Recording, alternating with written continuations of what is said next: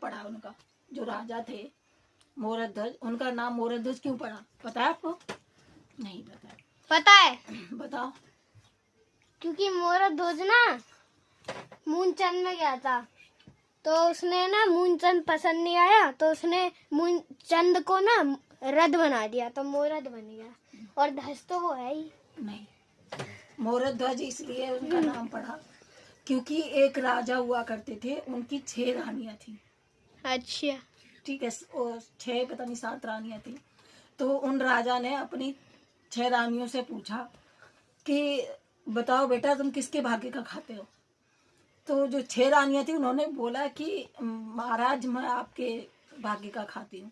पर एक रानी जो थी पता है, सुन तो लो, छोटी रानी थी, उन्होंने बोला कि नहीं मैं अपने भाग्य का खाती हूँ। तो फिर राजा को दोबारा पूछा उन्होंने, तो राजा ने कहा कि बताओ बेटा तुम किसके भाग्य का खाती हो? आदि को फोन कर। तो फिर भी छोटी रानी ने यही बोला कि नहीं मैं अपने भाग्य का खाती हूँ, तुम्हारे भाग्य का नहीं खाती हूँ।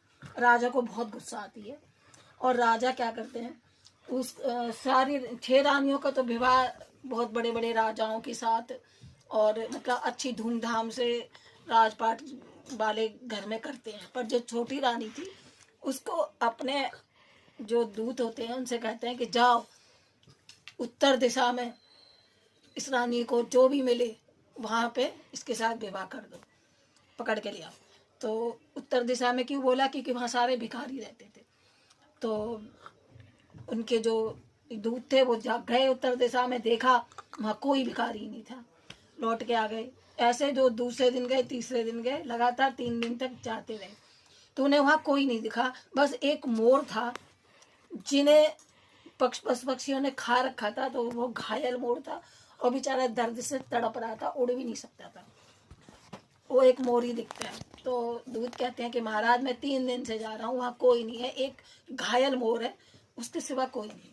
तो राजा कहते हैं ठीक है। राजा वहाँ जाते हैं और जल में हाथ में जल लेके और संकल्प करते हैं कि मैं अपनी बेटी का कन्यादान इस मोर से करता हूँ, और उस मोर के साथ उसकी शादी कर देते हैं। और करने के बाद उस मोर को और रानी को पीरवान जंगल में छोड़ देते हैं, जहाँ दूर दूर तक कुछ भी नहीं होता। ठीक है भैया, मोर बहुत तड़पता है। एक दिन आंधी आती है बहुत बुरी तरह से और मोर घायल था, तो उसे हवा लगती है चारों तरफ से। तो रानी क्या करती है, एक पेड़ के सहारे उसको मतलब चिपटा के खड़ा मतलब लिटा देती है कि इससे थोड़ी हवा इसको कम लगेगी।